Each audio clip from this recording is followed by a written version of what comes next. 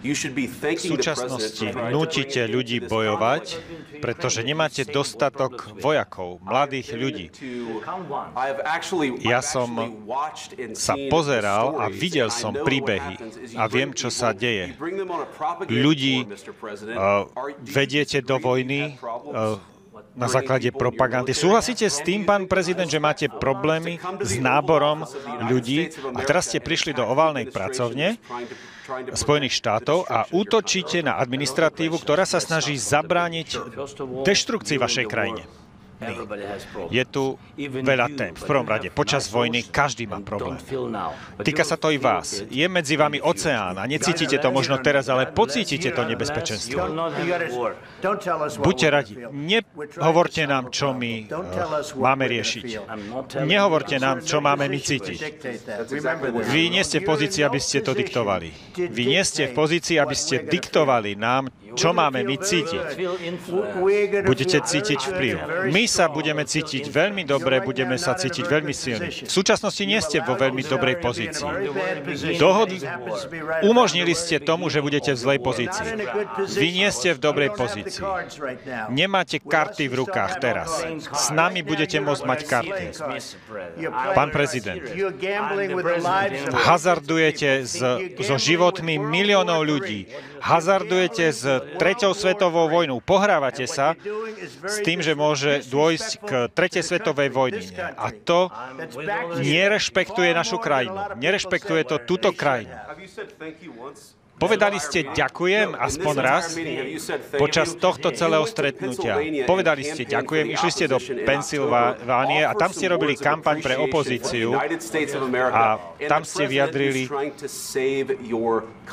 ste vďaku voči prezidentovi, ktorý sa snaží zachrániť vašu krajinu. Prosím, pokiaľ budete veľmi nahlas hovoriť. Nehovorí nahlas, on nehovorí nahlas. Vaša krajina je vo veľkých problémoch, áno? Vaša krajina je vo veľkých problémoch. Viem. Nevyhrávate.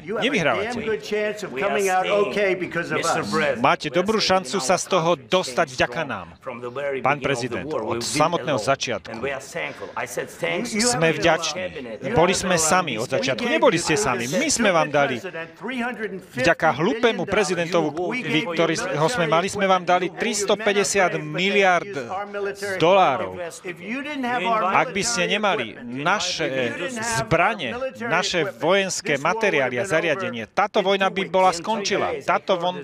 Vojna by skončila o niekoľko týždňov. O 3 dní. Putin povedal, že o 3 dní.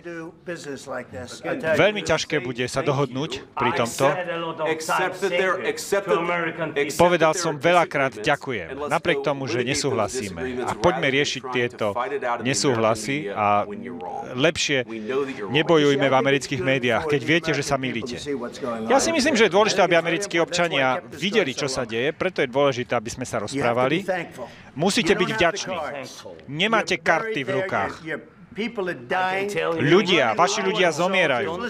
Počúvajte. Nemáte dostatok vojakov. Do pekla bolo by dobre skončiť túto vojnu. A hovoríte, nechcem prímerie. Pozrite sa na to. Pokiaľ dosiahnete prímerie teraz, hovorím vám, zoberte to, aby prestali lietať guľky.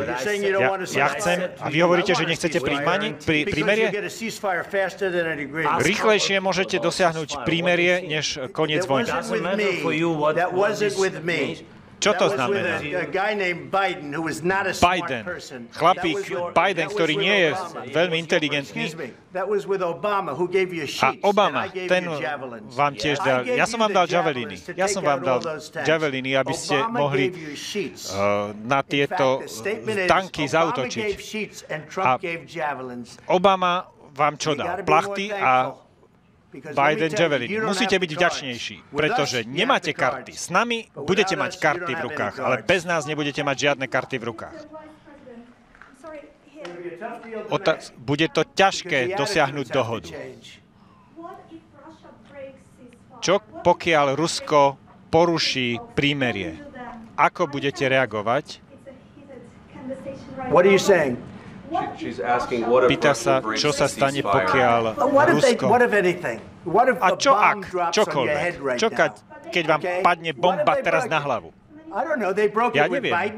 Porušili ho pri Bidenovi, pretože Biden ich nerešpektovali Bidena, nerešpektovali Obamu, ale rešpektujú mňa. Putin toho zažil so mnou veľmi veľa. Zažil pri mne hon na čarodejnice. Pamätáte si, čo všetko sa stalo. Potom prišiel podvod s Joeom Bidenom a Hillary Clintonovou. Bol to podvod zo strany demokratov a on to musel zažiť.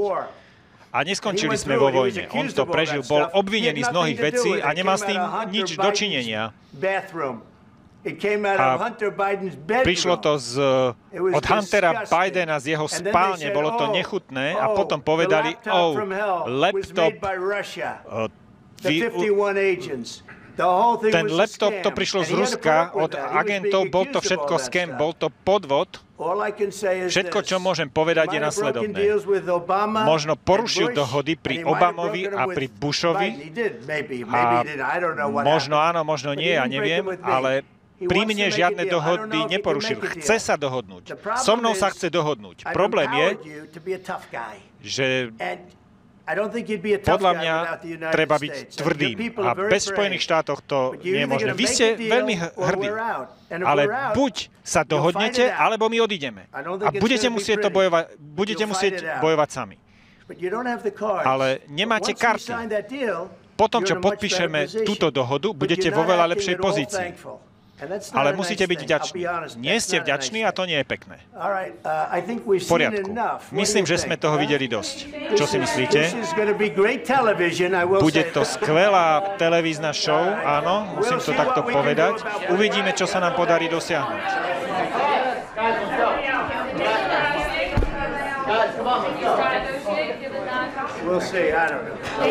Uvidíme.